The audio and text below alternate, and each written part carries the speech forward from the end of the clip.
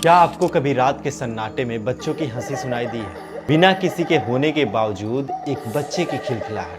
अगर हाँ, तो आपको संभल जाने की जरूरत है। क्या पता वो तुलाकस हो।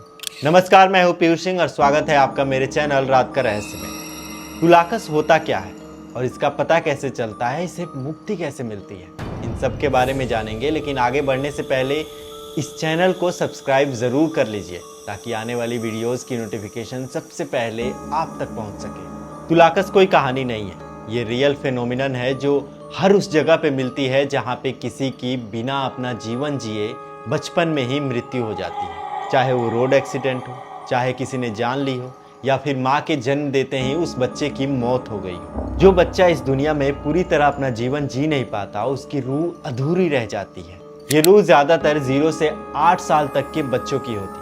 और सबसे डरावनी बात यह है कि उनको पता भी नहीं होता है कि वो मर चुके हैं। ये रूह अक्सर उसी घर के उसी कमरे में रहती है जहां पर उसने आखिरी सांस ली होती है। बहुत लोगों ने अपने घर में, अपने आसपास तुलाकस के होने का एहसास किया है। अब ये समझ में कैसे आता है? तो इसके बहुत सारे साइन हैं, जैसे रात को अचानक किसी छोटे बच्चे की हंसी सुनाई देना, किसी के आसपास नहीं होने के बावजूद भी किसी खिलौने का हिलना डुलना, छोटी उम्र के बच्चों का किसी काल्पनिक दोस्त से बात करना जो कि किसी और को दिखाई नहीं देता। ये सब कोई कोइंसिडेंस नहीं है, ये सब तुलाकस के होने का सबूत है। अब सवाल यह है कि तुलाकस बनता कैसे है? तो जब किसी बच्चे की मौत दुखदाई तरीके से होती है या फिर वायलेंट तरीके से होती है, तो उसकी आत्मा को मुक्ति नहीं मिल पाती। फिर वो रूह अटक जाती है, वक्त में नहीं, यादों में नहीं, एक बेचैनी में जिसका कोई अंत नहीं होता।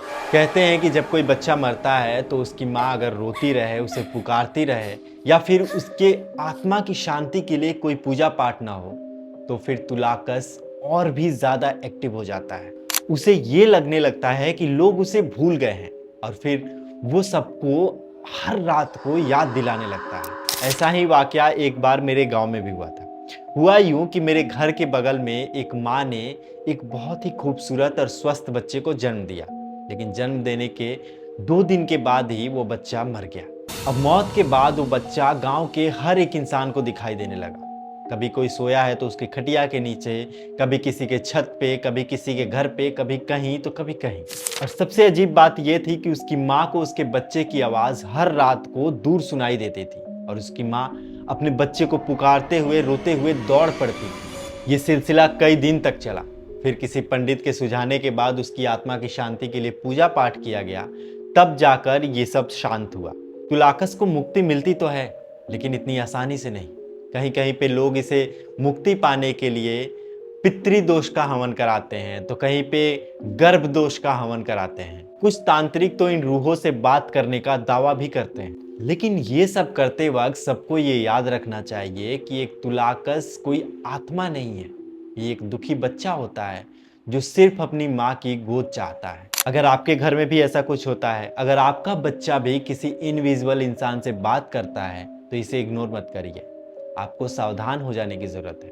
हो सकता है वो तुलाकस आपके जरिए अपनी आत्मा की शांति चाहता हो। क्या आपने कभी तुलाकस को देखा है, या फिर आपके आसपास कोई हो जिसने तुलाकस को अनुभव किया हो, जिसने महसूस किया हो? तो कमेंट सेक्शन में जरूर बताइएगा। मिलते हैं अगले हफ्ते किसी और वीडियो के साथ।